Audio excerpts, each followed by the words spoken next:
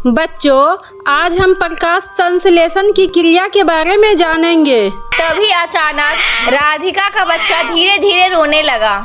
बच्चे की रोने की आवाज ये कहाँ से आ रही है? मैम, हमारे स्कूल के पीछे कविता आंटी को बच्चा हुआ है, शायद उन्हीं का बच्चा रो रहा होगा। टीचर ने ज्यादा ध्यान नहीं दिया और फिर से पढ़ाने लगी।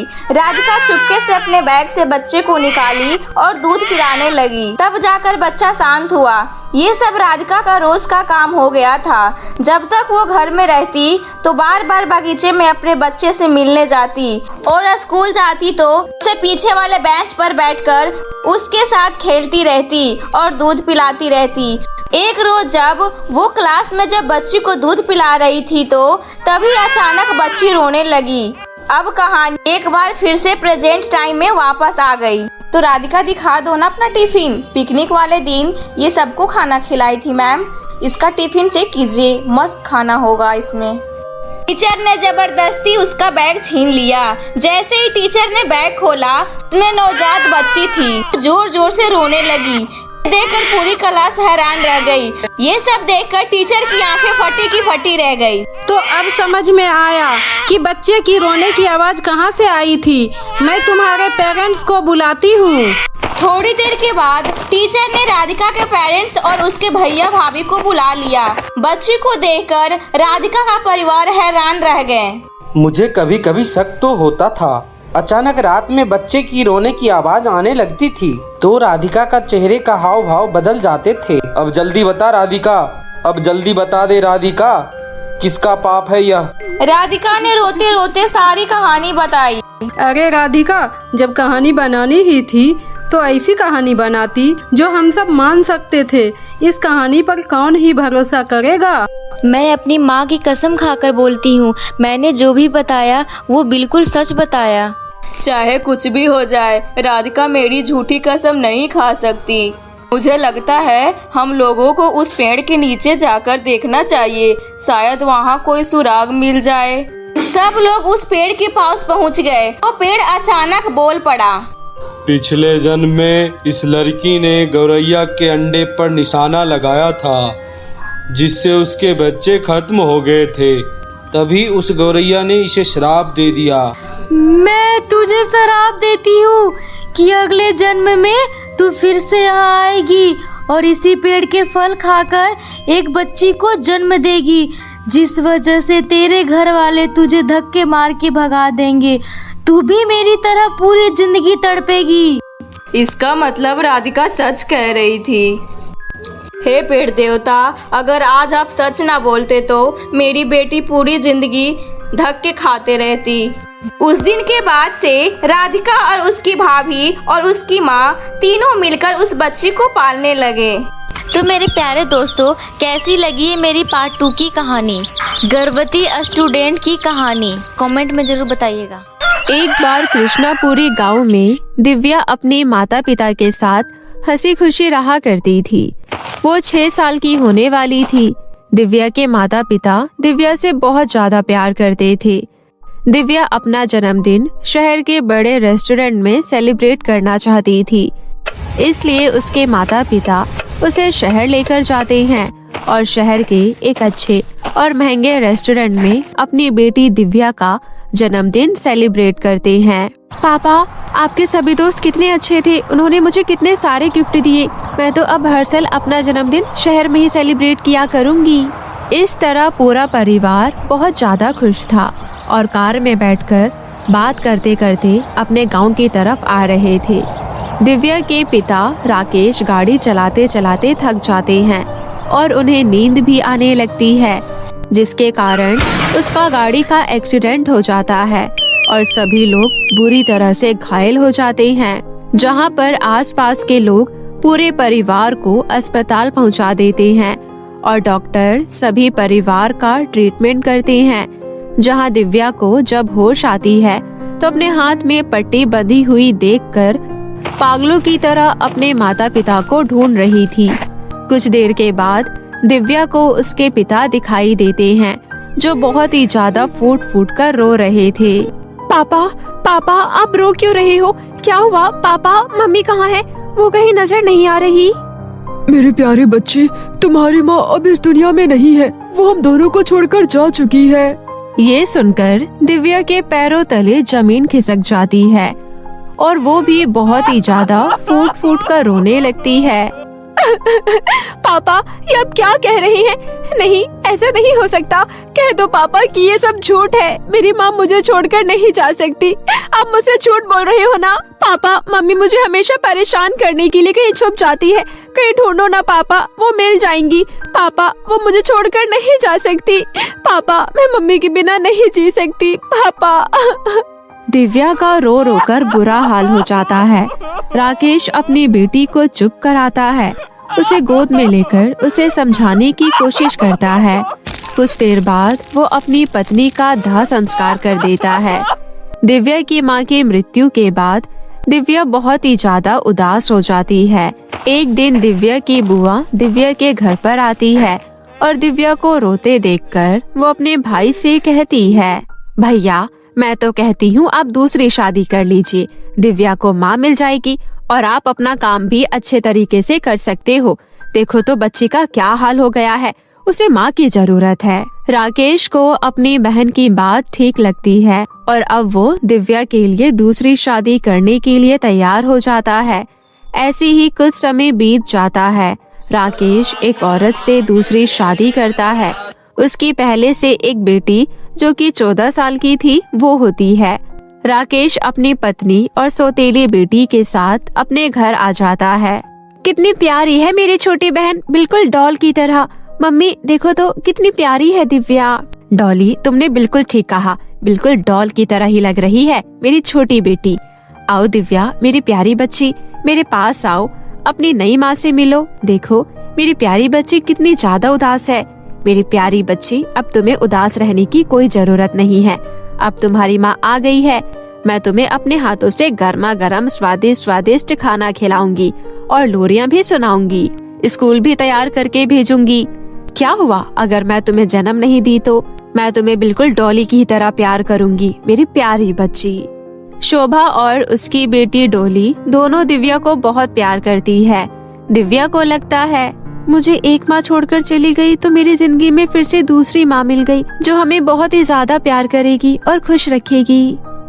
ये बात सोचकर दिव्या बहुत खुश हो जाती है। ये सब देख राकेश भी बहुत ज्यादा खुश होता है। ऐसे ही कुछ समय बीत जाता है। शोभा और डोली दिव्या को बहुत ज्यादा प्यार से रखने लगती है। राकेश को विश्वास हो जाता है कि वो दोनों दिव्या का अच्छे से ख्याल रखेगी। एक दिन अचानक राकेश का बॉस का फोन आता है।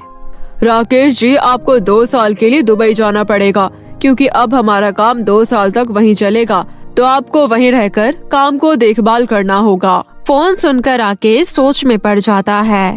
अगर मैं 2 साल के लिए दुबई चला गया तो हमारी दिव्या का ध्यान उसकी सौतीली माँ ठीक से रख पाएगी भी या नहीं। पता नहीं मेरी नन्ही सी बच्ची का क्या होगा। राकेश ये सब सोचकर परेशान हो रहा था।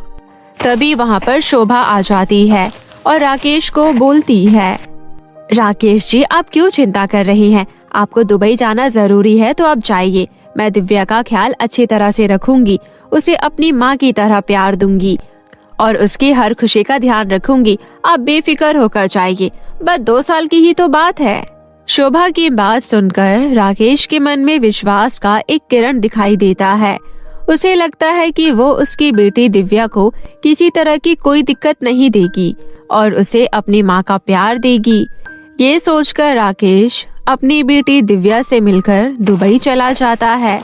फिर क्या था, राकेश घर से निकला नहीं था कि सौतेली माँ और सौतेली बहन अगले ही दिन से अपना असली रूप दिखाना शुरू कर देती है। अगले दिन सुबह सुबह दिव्या स्कूल जाने के लिए तैयार होती है। तभी उधर से उसकी सौतेली बहन डॉली आती है और उसे जोरदार थप्पड़ मारती है। दीदी, आपने मुझे क्यों मारा? महारानी, अगर तू स्कूल जाएगी तो घर के सारे काम कौन करेगा? पहले घर के सारे काम करो, हमारे लिए नाश्ता बनाओ, फिर स्कूल जाना। अगर सारे काम टाइम पर हो गया तभी तुम स्कूल जाओगी, अगर नहीं होगा तो तुम स्कूल नहीं जाओगी। आई बात समझ में? दीदी, ये आप क्या कह रहे हो? मेरे तो कुछ भी समझ में नहीं आ रहा। और मैं काम क्यों करूँगी? मैं तो बहुत छोटी हूँ, मुझे तो कोई काम करना भी नहीं आता है। घर का सारा काम तो मम्मी करती है। मैं अभी मम्मी के पास जाती हूँ और आपकी शिकायत लगाती हूँ। पता नहीं आपको क्या हो गया। भागते हुए दिव्या अपनी सौतेली माँ के पास जाती है और डॉली ने उसके साथ जो बदतमीजी की थी वो सारी बात अपनी सौतेली माँ को बताती है। मनहूस, मेरी बेटी ने बिल्कुल सही कहा। तुझे क्या लगा था कि मैं तुझे सारी उम्र इसी तरह से प्यार करती रहूंगी? ये तो बस हमारा ड्रामा था, तुम्हारे बाप को दिखाने के लिए कि हम तुझे कितना प्यार करते हैं। वरना सच्चाई तो बिल्कुल यही है कि हम तुझे बिल्कुल भी प्यार नहीं करते हैं।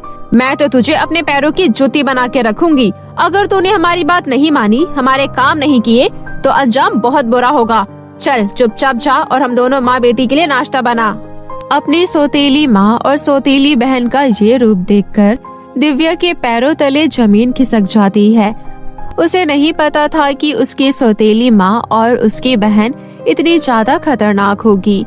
बेचारी स्कूल यूनिफॉर्म में ही नाश्ता बनाती है। उसने पहली बार किचन में कदम रखा था कुछ बनाने के लिए। जैसे तैसे नाश्ता बनाती है और सौतेली बहन को दे देती है। ऐसे ही समय बीत रहा था। बेचारी दिव्या के ऊपर दोनों माँ बेटी खूब अत्याचार करती थी। वो दोनों के अत्याचार सहती रही और काम भी करती थी और पढ़ाई भी करती थी।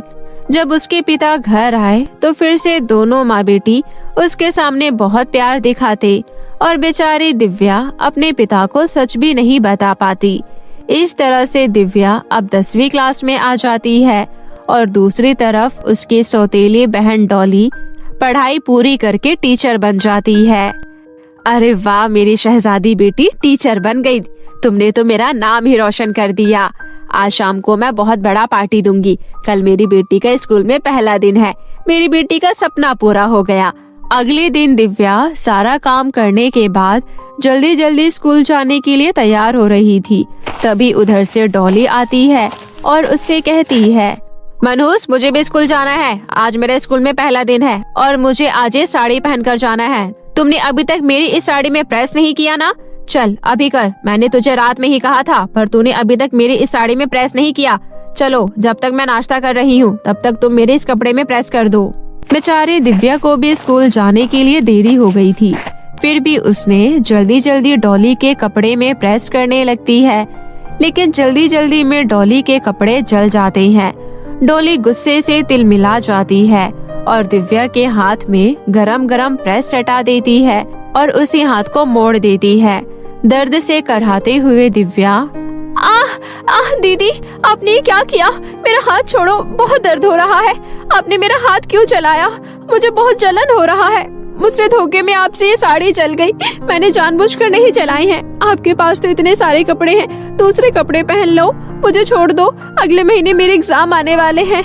आपने मेरा वही हाथ जला दिया। मुझे स्कूल के लिए लेट हो रहा है।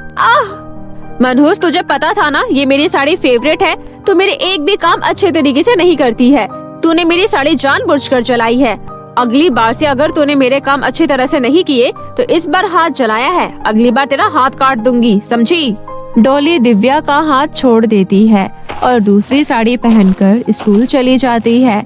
बेचारी दिव्या भी अपने हाथों पर टूथपेस्ट लगाकर रोते हुए स्कूल आ जाती है और वहाँ पर जैसे ही अपने क्लास में जाने के लिए एंटर होती है कि तभी अपने क्लास में टीचर को बैठे हुए देखकर दंग रह जाती है। दिव्या की क्लास में कोई और टीचर नहीं बल्कि उसकी सौतेली बहन डॉली थी। नहीं, ऐसा नहीं हो सकता। शायद मैं कोई सपना देख रही हूँ। मुझे धोखा हो रहा है। मेरी क्लास में डॉली दीदी क्या कर रही है? नहीं, ऐसा नहीं हो सकता। प्रिंसिपल मैम ने बताया था कि हमारी क्लास टीचर बदल रही है, नई टीचर आने वाली है। इसका मतलब मेरी नई क्लास टीचर डॉली दीदी मेरी सौतेली बहन है। हे भगवान, घर पर मेरी सौतेली बहन कम थी क्या? मेरे ऊपर अत्याचार करने के लिए जो टीचर बनकर स्कूल में भी आ गई। हे ऊपर वाले, तुम मुझे किन पापों की सजा दे रहे हो? ये कोई टाइम है स्कूल आने का? तुम आधा घंटा लेट आई हो। भूत बनकर क्यों खड़ी हो? कुछ पूछ रही हूँ, इतनी ज्यादा लेट क्यों आई हो? और सभी बच्चे मेरी बात कान खोलकर सुन लो। मेरी क्लास में कोई देर से नहीं आएगा और कोई भी गंदी यूनिफॉर्म में नहीं आएगा। सभी प्रॉपर यूनिफॉर्म में आएंगे। और हाँ, मैं सिर्फ एक बार समझाती हूँ, बार बार समझाने की मेरी आदत नहीं है, इसलिए मेरी बात पर ध्यान देना। अगर किसी ने कोई भी गलती की तो मैं उसे बहुत ही ज्यादा पिटाई करती हूँ, अंडरस्टैंड? और तुम देर से आई हो, इसकी सजा तुम्हें मिलकर रहेगी। दीदी, आप जानती हैं कि मैं देर क्यों आई हूँ? रिश्ते नाते घर पर मनाना, यहाँ पर मैं तुम्हारी टीचर हूँ और टीचर होने के नाते तुम्हें सजा देना तो मेरा फर्ज है। अगर तुझे सजा नहीं दी तो और बच्चे डरेंगे कैसे? उन्हें पता कैसे चलेगा कि मैं कितनी ज्यादा खतरनाक टीचर हूँ? तुम्हारे यहाँ होने से मुझे बहुत फायदा होने वाला है। अब जाओ बाहर ग्राउंड में हाथ ऊपर करके खड़ी हो जाओ, जब तक मैं ना कहूँ आने की जरूरत नहीं है। बेचारी दिव्या रोते हुए बाहर ग्राउंड में चली जाती है और हाथ ऊपर करके खड़ी हो जाती है। सर्दी और ठंडी ठंडी हवा के कारण उसका हाथ बहुत ही ज्यादा अकड़ जाता है और घर पर उसकी बहुत ही ज्यादा पिटाई की थी। उसका हाथ भी जला हुआ था, उसे बहुत ज्यादा दर्द भी हो रहा था, जिस वजह से बेचारी बेहोश होकर ग्राउंड में गिर जाती है। उसकी तबीयत बहुत ही ज्यादा खराब थी। बेचारी उसकी सौतेली माँ और बहन उसका इलाज भी नहीं करती थी। तभी दूसरे क्लास के टीचर उसको उठाकर ऑफिस में दवाई देकर आराम करने को कहती हैं। आराम करने के बाद उसे एक लड़की के साथ घर भेज देते हैं। मनहूस कब तक आराम करेगी? मुझे स्कूल जाने के लिए देर हो रही है। चल उठ, मेरे लिए नाश्ता बना। डॉली दीदी, मेरी तबीयत ठीक नहीं है और 2 दिन बाद एग्जाम भी है। मैंने एग्जाम की तैयारी नहीं की तो फेल हो जाऊंगी। आज मैं नाश्ता नहीं बना सकती। फेल होती है तो मेरी बला से हो जा फेल, मुझे इससे कोई फर्क नहीं पड़ता, लेकिन मुझे समय पर नाश्ता चाहिए। चल जा, मेरे लिए नाश्ता बना के लेकर आ। बेचारी दिव्या धीरे धीरे किचन में जाती है और सौतेली बहन के लिए नाश्ता बनाती है और उसके बाद खुद स्कूल जाने के लिए तैयार होती है। लेकिन सारे काम खत्म करने की वजह से आज वो फिर से लेट हो जाती है। मुझे माफ कर दीजिए, कल से मैं टाइम पर आ जाऊंगी। आज मुझे कोई सजा मत देना, 2 दिन बाद एग्जाम है। अगर आपने मुझे कोई सजा दी तो मैं एग्जाम नहीं दे पाऊंगी। मैं आपके आगे हाथ जोड़ती हूँ, पाँव पड़ती हूँ, मेरे पर थोड़ा रहम कीजिए। आज मुझे कोई सजा मत दीजिए। बेचारी दिव्या अपनी सौतेली बहन जो उसकी क्लास टीचर बन चुकी थी उसके सामने हाथ जोड़ती है, पैर पड़ती है, लेकिन वो उसे सजा देकर ही रहती है और बेचारी दिव्या से पूरी स्कूल की सफाई करवाती है। सफाई करते करते बेचारी दिव्या की कमर अकड़ जाती है। पूरी स्कूल की सफाई करते करते सभी बच्चे वो डॉली से बहुत ही ज्यादा डरते थे और उसकी शिकायत किसी से भी नहीं करते थे। छुट्टी हो जाने के बाद दिव्या घर जा रही थी कि तभी वो एक जगह भीड़ लगे हुए देखती है। भीड़ के पास जाती है तो वो देखती है कि उसकी सौतेली बहन डॉली का बहुत खतरनाक एक्सीडेंट हो चुका था और कोई उसे हॉस्पिटल भी लेकर नहीं जा रहा था। दिव्या तुरंत अपनी सौतेली बहन को हॉस्पिटल लेकर जाती है। डॉली का बहुत खून बह चुका था। देखिए, इनका खून बहुत ही ज्यादा बह चुका है, कंडीशन खराब है, इन्हें तुरंत ऑपरेशन करना होगा। इसमें खून की जरूरत होगी, तुरंत ही आपको खून का इंतजाम करना होगा। डॉली का जिस ग्रुप का खून था उस ग्रुप का अस्पताल में खून अवेलेबल नहीं था। तभी दिव्या को याद आया कि इस ग्रुप का उसका खून है, तो उसने अपना खून दे दिया और उसका ऑपरेशन सक्सेस हो जाता है और उसकी जान बच जाती है।